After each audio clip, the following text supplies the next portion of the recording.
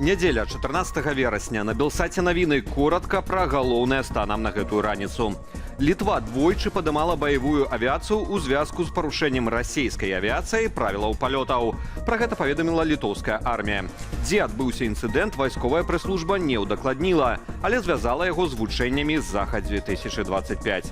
У той жа час Румынія паведаміла пра парушэнне сваёй паветранай прасторы расійскім беспілотнікам. Для яго перахопу таксама падымалі ў неба два знішальнікі F-16. Яны сачылі за аб'ектам, пакуль той не знік з радараў. Абломкаў БПЛА пакуль не знайшлі. З прычыны пагрозы беспілотнікаў падчас расійскай атакі на Украіну Польша закрывала аэрапорт Любліна. Насельніцтва польскіх памежных ваяводстваў атрымала СМС-папярэджанне, а ў некаторых населеных пунктах гучала паветраная трывога.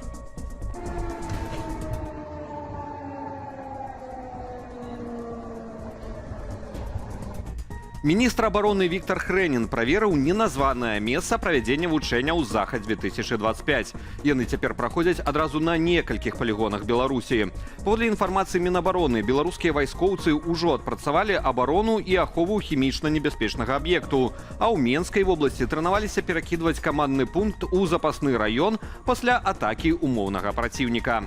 Тым часам у рамках вучэнняў Захад-2025 над Баранцевым морам лёталі два расійскія знішальнікі МиГ-31 з ракетамі «Кінжал» на борце. А з фрэгата «Адмірал Ушакоў» зрабілі вучэбны пуск гіпергукавой ракеты «Цыркон».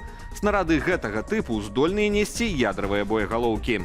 Таксама ў соцсетках з'явілася відэа, на якім бачна, як у Калінінградскай вобласці проста на аўтатрасе разгарнулі ракетны комплекс «Іскандэр». Паведамляецца, што зрабілі гэта таксама падчас беларуска-расійскіх вайсковых трэнаванняў. Даведзены да адчаю палітвязень Мікіта Залатароў парэзаў сабе вены ў аршанскай калоніі. Пра гэта паведамляе ініцыятыва «Дысідэнт BY». Паводле інфармацыі праваабаронцаў, інцыдэнт адбыўся яшчэ ў канцы жніўня. Хлопец жывы, але ягоны стан выклікае сур'ёзную занепакоенасць. Мікіту Залатарова затрымалі ў жніўні 2020 года. На той момант яму было ўсяго 16 гадоў. У 2021 маладзёну прысудзілі 4,5 гады пазбаўлення волі. Аднак пазней яго судзілі паўторна за нібыта непадпарадкаванне адміністрацыі калоніі. Рэпрэсіі закранулі і сям'ю Мікіты. Ягонага бацьку неаднаразова судзілі за нібыта распаўсюд экстрэмісцкіх матэрыялаў, а ў 2024 адправілі ў калонію за стварэнне ў падтрымання сына тэлеграм-чату «Гомель за Мікіту Залатарова». Консульства Іспаніі ў Маскве перастала прымаць заявы на атрыманне шэнгенскіх візаў. Пра гэта сама установа паведаміла ў соцсетках. Прычынаю там назвалі тэхнічныя праблемы і сказалі, што захада часовая. Расійскія медыі звязваюць спыненне прыёму заявак з інфармацыяй пра намер Еўракамісіі абмежаваць выдачу турыстычных візаў для расейцаў і грамадзянаў іншых варожых краінаў. Пра гэта пісала выданне «Палітыкаў» са спасылкаю на ўласныя крыніцы.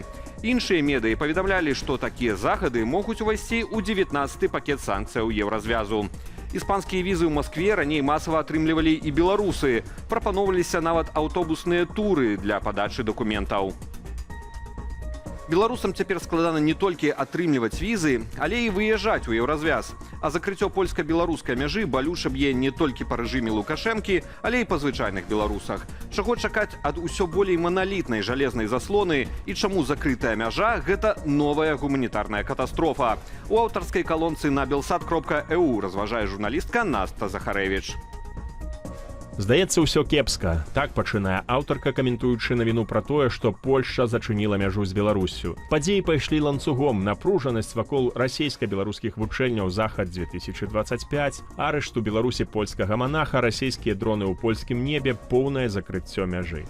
Наста Захарэвіч мяркуе, што гэткім чынам Польшча дэманструе сваю сілу і адначасова цісне на Кітай, каб той паўплываў на Лукашэнку. Аўтарка падкрэслівае, не ўсё можна спісаць на Лукашэнку. Пастанова пра закрыццё мяжы – гэта крок Варшавы, і маральная адказнасць за наступствы цяпер ляжыць на абодвух баках. А наступствы будуць цяжкія. Родныя, што апынуліся па розныя бакі мяжы, рызыкуюць больш ніколі не сустрэцца. Палітычныя уцекачы не могуць вярнуцца дадому, а цяпер ім яшчэ цяжэй убачыць блізкіх на бяспечнай тэрыторыі. Людзі застануцца без лекаў, што прывозілі праз знаёмых з-за мяжы. Украінскія уцекачы з акупаваных тэрыторыяў страцяць галоўны шлях у Еўразвяз. Беларускія дальнабойнікі, якія працуюць у Польшчы, а жывуць у Беларусі, апынуцца ў падвешаным стане. Пацярпяць і польскія памежныя гарады, што зараблялі на шоп-турах.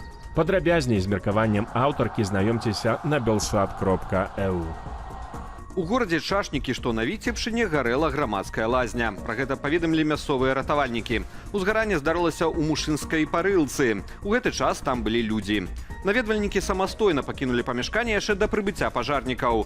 Паведамляецца, што ніхто не пацярпеў. На месцы здарэння працавалі 4 адзінкі тэхнікі. Пажар быў ліквідаваны. Цяпер высвятляюцца прычыны інцыдэнту. А ў Бабруйску з пажару выратавалі мужчыну. Як паведамляецца, узгаранне ў кватэры на вуліцы Піянерскай заўважылі суседзі. Пажарнікі, які прыбылі на месца, знайшлі ў адным з пакояў уласніка жытла. Ён быў дэзарыентаваны і не разумеў, што адбываецца. Папярэдняй прычынаю пажару называюць неасцярожнае абыходжанне з агнём пры курэнні. Масавыя і сістэматычныя парушэнні выявіла санітарна-эпідэміялагічная служба падчас правяранняў у крамах расійскай сеткі дыскаўнтараў «Светлафор». У канцы жніўня спецыялісты праінспектавалі каля сотні гандлёвых кропак «Светлафору» у розных рэгіёнах нашай краіны. Парушэнні санітарных і тэхналагічных нормаў былі выяўлены ва ўсіх без выключэння крамах сеткі. Найчасцей персанал там не выконваў правілаў асабістай гігіены, а таксама няправільна выкладваў і захоўваў тавары. А памяшканні і абсталявання былі непрыдатнымі для гандлю. Амаль 10% правераных харчоў і прамысловых тавараў былі прызнаныя патэнцыйна небяспечнымі. 31 гандлёвы аб'ект, ці кожны трэці з правераных, закрылі да выпраўлення парушэнняў. Было сканфіскавана амаль 15 тонаў прадукцыі. Менск і Гомель азначылі дні гораду. У сталіцы мерапрыемствы скончыліся канцэртам на плошчы каля палацу спорту і салютам. Гэдлайнерам быў расійскі рэп-поп-выканаўца МОД. Паглядзець ягоны выступ сабралася так шмат людзей, што яны выйшлі на праезную частку праспекту Пераможцаў. Міліцыі давялося часова перакрываць рух транспарту ў гэтым раёне. Завяршыўся вечар салютам, як і абяцалі арганізатары, у колерах афіцыйнага беларускага сцяга. Тым часам у Гомлі зладзілі флэш-моб, падчас якога каля 1000 чалавек танчылі на галоўнай плошчы гораду. А ў адным з раёнаў на святочнай пляцоўцы бясплатна раздавалі марозіва. Акцыя сабрала вялізны натоўп ахвочых паласавацца.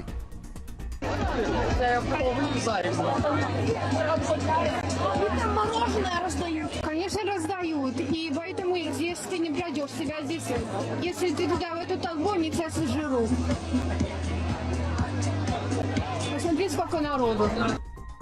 Жыхар Пінску сканструяваў інавацыйны сродак руху, своеасаблівую альтэрнатыву ровару. Мясцовыя жыхары прынялі ягоную вынаходку за месяцаход. А на што яна нагадвае вам? Наша рубрика без каментара.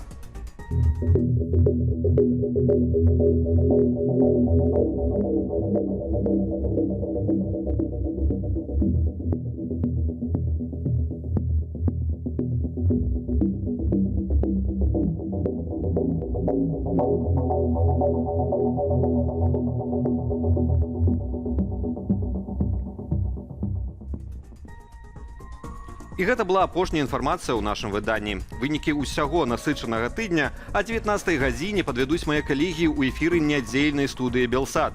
Вучэнні «Захад 2025», простыя трэнаванні ці рыхтаванне да новага этапу эскалацыі ў рэгіёне.